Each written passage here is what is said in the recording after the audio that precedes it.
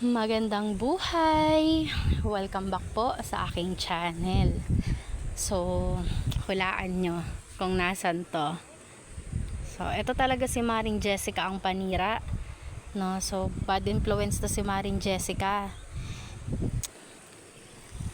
Sabi niya kasi, sobrang ganda daw dito. So, ito yung reality. Ito tayo sa bridge. Sa hanging bridge nila. Dito to sa Paraiso de June. So sa Eco Farm dito sa Naik, Cavite. So actually ano na to sa Malainen, Naik. So ito yung tempered. Na-experience ng Inday. So nakakalula talaga pala. Taas. So yan yung ano. So ang ganda kasi, ang ganda talaga ni Maring Jessica. Kaya tuloy ako na nauto ako ni Maring Jessica, kaya napasugod ako dito.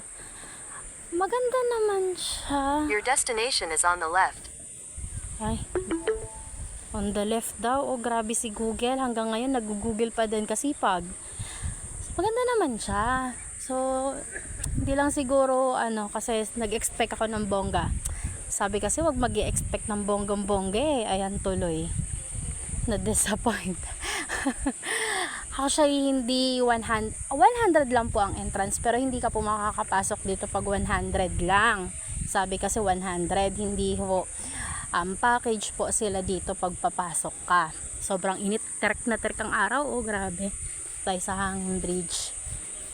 Bali, makakapasok ka dito 100 kasama po sa package nila tong hanging bridge. So, ang babayaran mo 300 pesos po per head. So, ganon. Bawal po yung 100 lang. So, ito yung mga nila, cabin, oh. Maganda naman. Yan. So, marami din naman ditong pwedeng i-try. Diba? Bali, yung pinaka nila dito, ang pinaka package. Ayan, na yan dyan eh, adventure na. So, hindi na siya saklaw ng, ayan o, sakay ka dyan, 750 dyan per head. So, hindi yan saklaw na ng binayaran namin na package. Sobrang init. Bali, eto lang yung sinaklaw ng payment namin kasi entrance lang tapos day tour. So, 300 pesos na yun siya. So, eto lang yun, hanging bridge, tapos ikot-ikot ka dyan.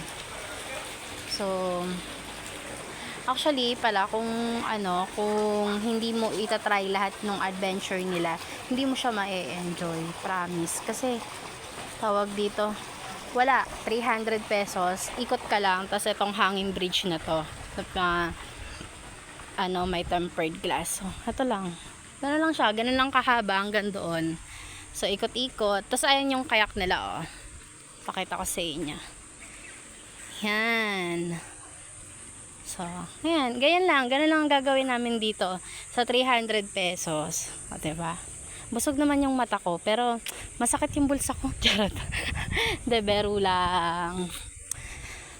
Ay, sobrang init talaga. So, yung maganda dito nila, yung mga cabin. Kaso mahal. So, hindi ko naman kailangan kasi nagala-gala lang talaga ako. Napasugod lang ako dito kasi nabudol ako ni Maring Jessica. Yan. So, syempre, mabilis ako maniwala. Ayan. Ulit-ulitin ko, sulit-sulitin ko dito. Siguro mga 3 balik ako dito sa hanging bridge na to. Kasi, dito,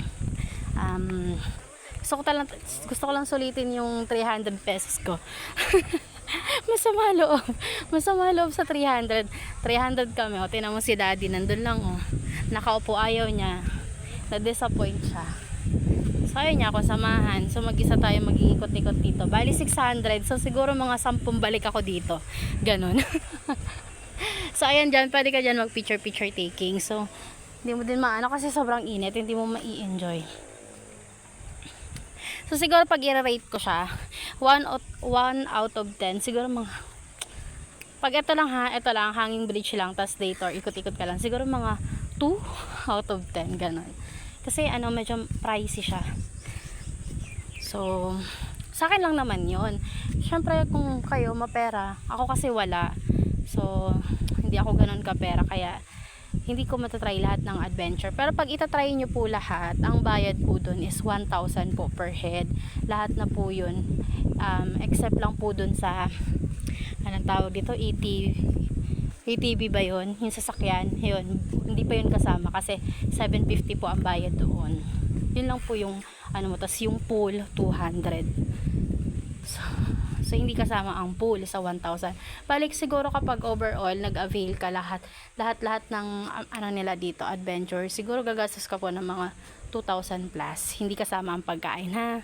Adventure pa lang. So, eto po yung Paraiso de June. So, ayan Maring Jessica. Nabudol mo ako. So, sobrang init. Tigilan na natin to. So, ayun lang. At tayo gagala-gala na lang.